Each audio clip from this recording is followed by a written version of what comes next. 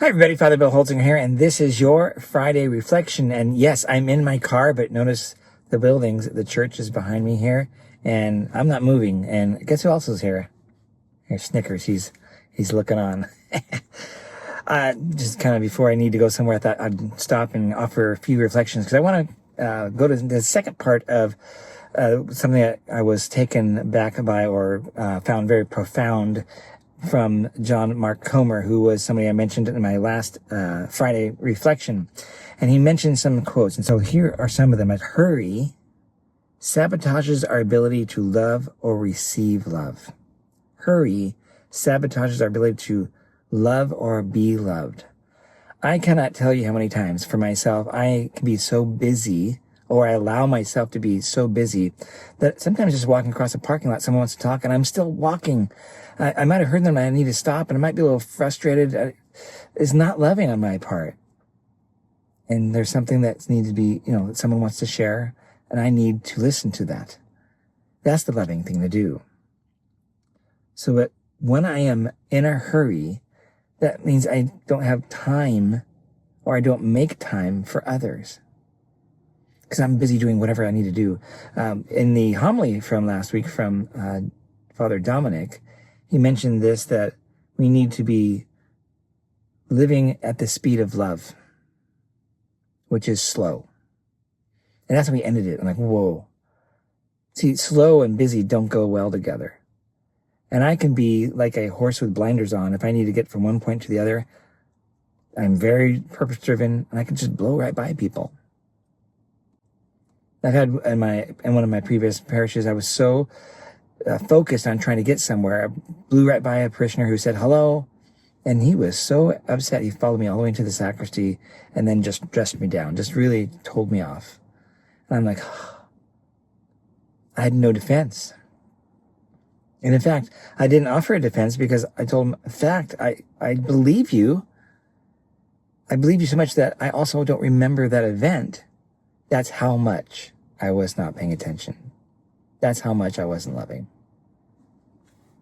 As it turns out, he kind of turned on me on that one moment and said, no, I love you, and he cares for me and things. I'm like, okay.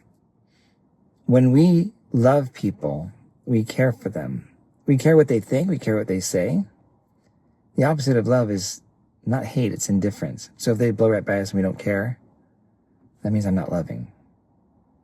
So the fact that he actually was wanting to address and confront me meant something about his care for me, though it was, let's say, in a distressing disguise. The next one. Relationships are not quick or efficient. Relationships are not quick or efficient. I find this to be kind of my MO. I'm very friendly, I think, with people, but I don't get to know them until I've spent time with them, and engaged time with them. I don't befriend people right away. I'm the kind of person that wants to develop an authentic relationship, and that doesn't happen just by sharing the same hobbies, but sharing rather our hearts. And that takes time. So relationships are not quick or efficient. The last point that was made is, well, if we're trying to not be hurried or busy, that means we should take out more time so that we won't be so busy. Well, here's the problem with that, is that we're more likely we're going to take that extra time and fill it with busyness. If we are that type of person, in fact, because of that, this may be actually a psychological problem that we can suffer from, and that keeps us away from people. Maybe there's a wound that we might carry, and I don't want people to know about it. I don't want people to get close to that. I don't want them to push my buttons or trigger me. I guess that's a new phrase. I don't want that, because that'll start a whole train reaction of who knows what. And I don't want to do that. So we'll simply fill in the time if we try to make time or slow down, is the idea. So the scriptures give us the solution. Our faith tells us kind of one of the biggest solutions that we need. And again, Father Dominic mentioned this in the homily. and it is God himself. Instead of doing nothing, spend time and abide, reside, and be with God. We do that simply by coming to Mass. We're not really producing anything. We're not making widgets. We're not earning brownie points. Ultimately, we're just being with God. God wants to be your friend. He wants to be more than your friend. He wants to be, well, he's the lover and we're the beloved. He cares deeply and delights in you and with me.